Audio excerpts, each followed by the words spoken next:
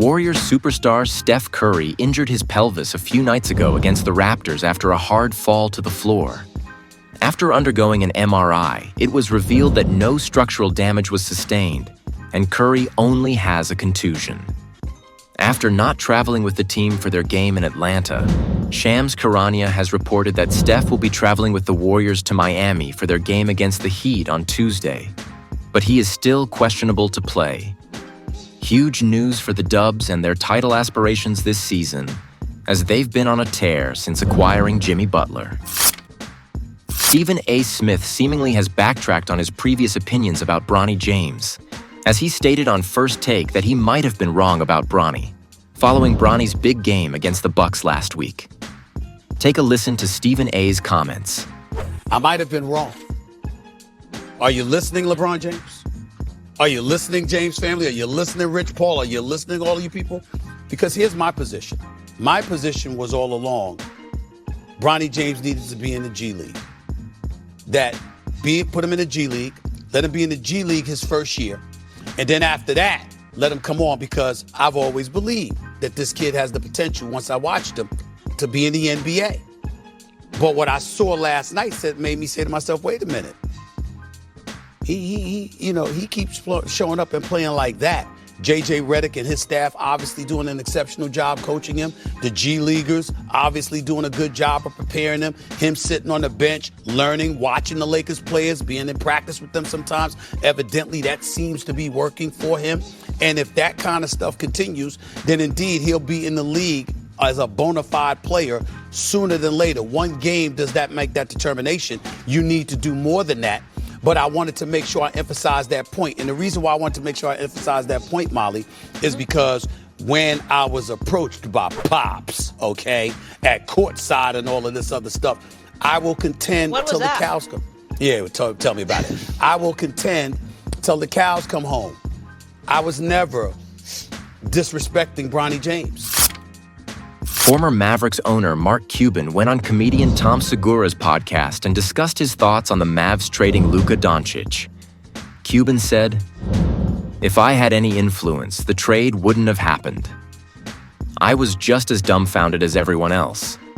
After I sold the Mavericks, the new owner Patrick Dumont decided that, in Nico we trust. So here we are." Notorious LeBron James supporter Dan Le Batard spoke on his show recently about LeBron and questioned why members in the media haven't openly accused James of being on performance-enhancing drugs, noting his record-breaking longevity and continued elite level of play on the court at age 40 is something never before seen in the NBA. Here is what Le Batard said about it. We're witnessing something that has no precedent for the human body. And I'm not even questioning it. But I'm asking why there aren't questions about it. That's the same thing, Dan. I'm about to explain to you the whys of it. I'm super interested in the reaction. I'm super interested in the macro conversation. And the athlete I can change it by the decade. It doesn't matter whether it's LeBron. I remember the way people behaved when we turned Maguire and Sosa into the people that we turned them into. And then over the last 20 years, everyone from Lance Armstrong to Barry Bonds to everyone else has been some form of a lie.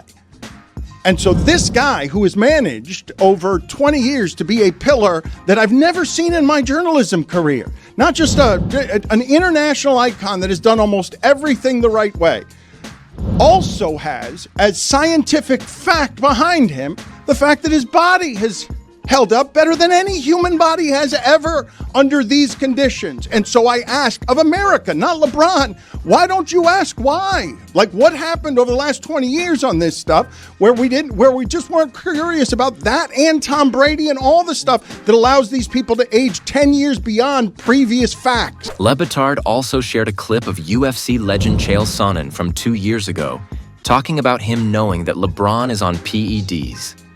Sonnen has not been shy about admitting that he himself was on various PEDs during his fighting career. This is what Chael said about LeBron.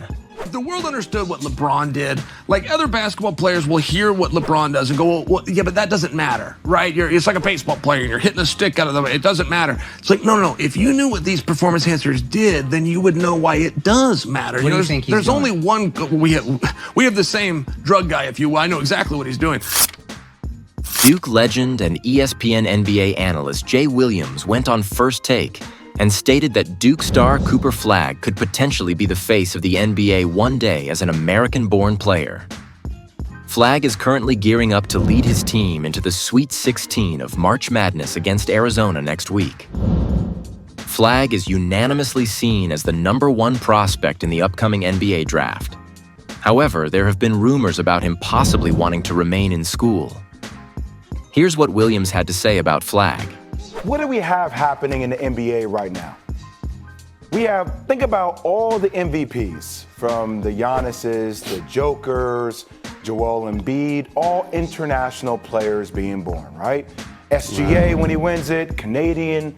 And what do we say we won the All-Star game? We say we won international players versus American players. Yeah. And think about all the conversations that we have, regardless of whether players like it or not. I hate it, but it's a real thing about who's going to be the face of the league.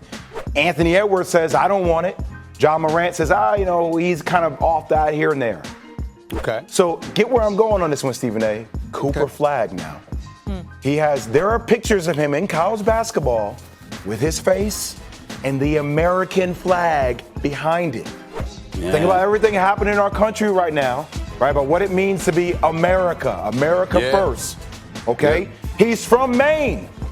He's not like from one of these cities, East Coast. He's from Maine, okay? Representing the bigger grand stage of the country. He's won in high school. If he wins at Duke, now I hate these comparisons, but people naturally do it, Stephen A. You know where I'm going. The Larry Bird, I'm like, he don't play nothing like Larry Bird. His game is actually more like Paolo Banchero, but certain people do things like this. So if Duke wins and Cooper Flagg wins, it becomes way bigger than just basketball. And then it becomes, could he be the face of the league moving forward?